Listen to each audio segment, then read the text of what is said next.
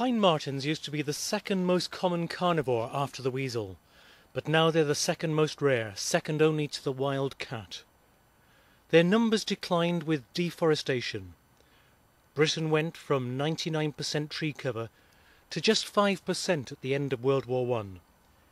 By then, pine marten numbers were estimated at 2,000, confined to a few outposts including Wales, the Lake District and elsewhere.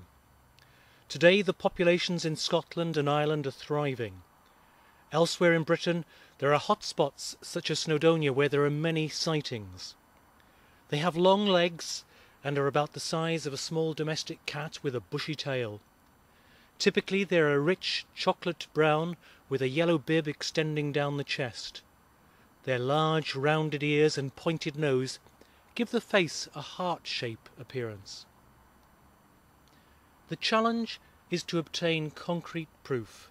In the flash of an eye, it is easy to confuse a pine marten with cats or polecats.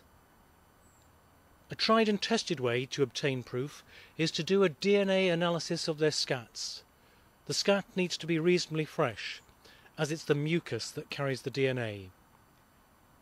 The Snowdonia Mammal Group has been assisting us with surveys which typically begin with a briefing.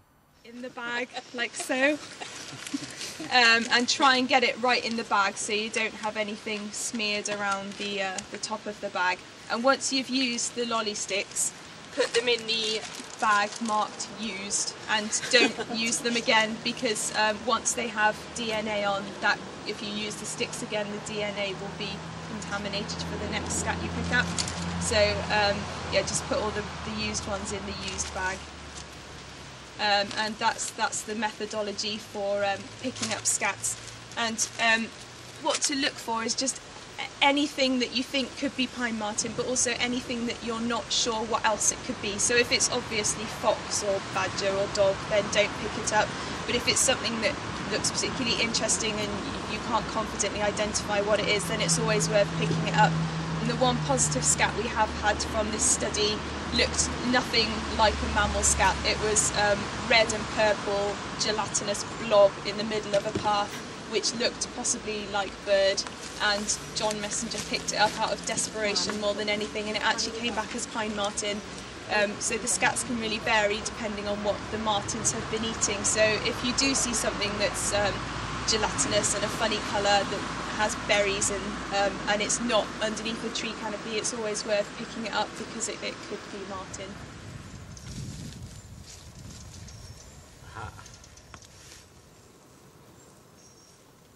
What the scat looks like will depend upon diet. If it's been eating field bowls, it will look very different compared to the scat of a pine marten feasting on autumn fruits.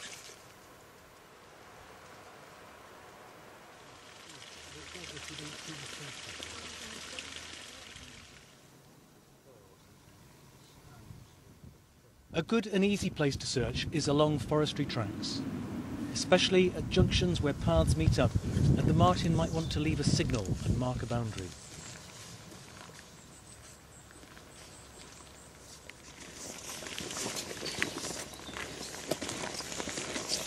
It's good to look at the edges of clearings where trees converge with shrubs and bushes.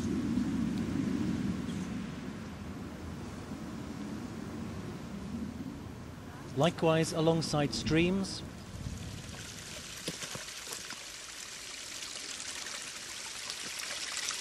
in amongst fallen trees, amongst upturned roots, or along stone walls. Try and think like a marten. Where would you want to go?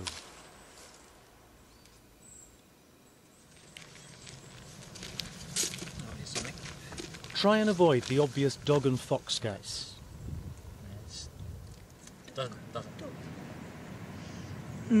Fox.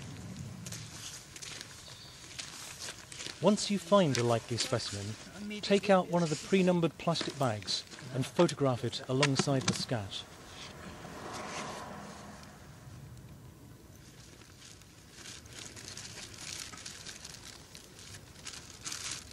(1629).